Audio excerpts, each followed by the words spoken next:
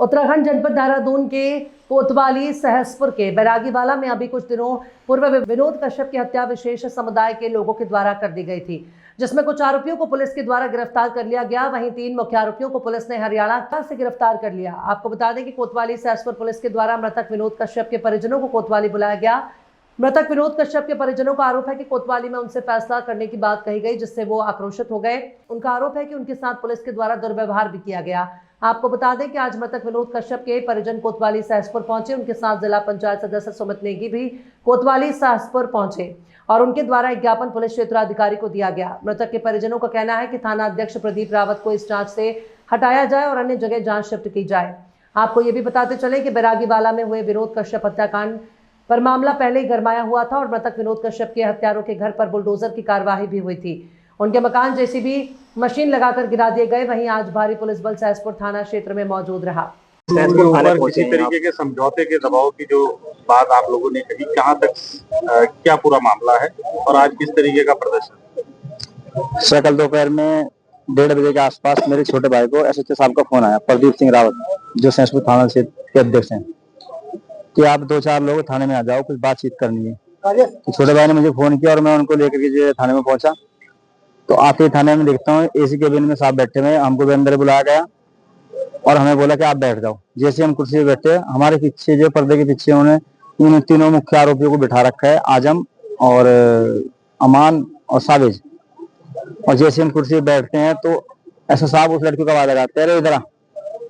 वो लड़का उठ के आया और आते जो मेरे से हाथ जोड़ के माफी मांगने लगा। जैसे उसकी माफी मांगने से मेरे भाई वापस आ जाएगा, ऐसे उसके मेरे बीच में खींचता नहीं। हम आज उनकी शिकायत करने के लिए आए हैं।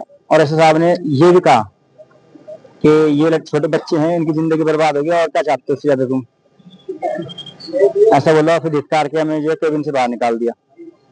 आज आप लोगों ने ज्ञापन दिया है, क्या मांगे आप लोगों ने? आज हमने जो सीओ साहब के माध्यम से ज्ञापन दिया है और ये मांग की है कि जो इस मेरे भाई के विनोद कश्यप के हत्याकांड के इसमें जो टीम इसकी जांच कर रही है, पूरी टीम को जो है यहाँ से तबादला किया जाए, नई टीम गठित की जाए। क्या किसी तरीके का संदेह है कि जी इस एसएचओ साहब पे हमें पहले से संदेह। हमने सीओ साहब से भी मुझे जबानी तौर पर शिकायत की थी और हाल ही में 2-4 दिन पहले में डीएम साहब को भी लिखित रूप में शिकायत की थी, जिसका हमारे पास सबूत है, प्रतिलिपि कॉपी हमारे पास है, लेकिन फिर भी कोई सही से कार्रवाई कुछ नहीं की। अब क्या आश्वासन मिला जब आपने ज्ञापन किया? आश्वासन दिया सीओ साहब ने? सर आश्वासन तो दिया है कि जो आप चाह रहे हैं वो हो जाएगा, बाकी आप देखते हैं क्या करते हैं। आश्वासन तो शुरू से देते आ रहे हैं।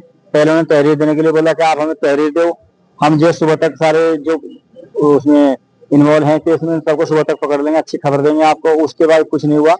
उसके बाद इन्होंने पोस्टमार्टम के लिए जो है हमें दबाव बनाया कि आप जो पीएम करा दो और जो हमारे हाथ खुल जाएंगे, ये है वो है। आश्वासन पे आश्वासन दिए जा रहे हैं, लेकिन अभी तक कोई ठोस कार्रवाई कुछ नहीं है। धीरे धीरे करके इन लोगों ने जो है उनको बिल्कुल जैसे कोई छोटे मोटे मुलजिम हो। आपका परिवार सीएम साहब से भी मिला था, क्या रहा उस दौरान? हम सीएम साहब से भी मिलते, सीएम साहब ने भी बस ये कहा कि अच्छी कार्रवाई होगी, न जाने वो कौन सी अच्छी कार्रवाई और कब होगी।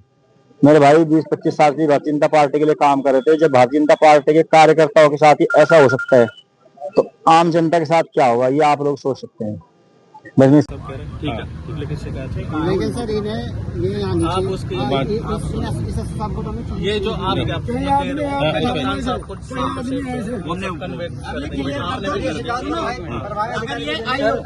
अगर ये आईओ परिवार क्यों, अगर ये परिवार आईओ किसी भी जांच के लिए परिवार को बुलाएंगे, इस आईओ से हम लोग कोई बात नहीं करेंगे। हमें आईओ जो है आपके मैं बता दूं ना आपको, परिवार आपको अधिकारी यहाँ रखे।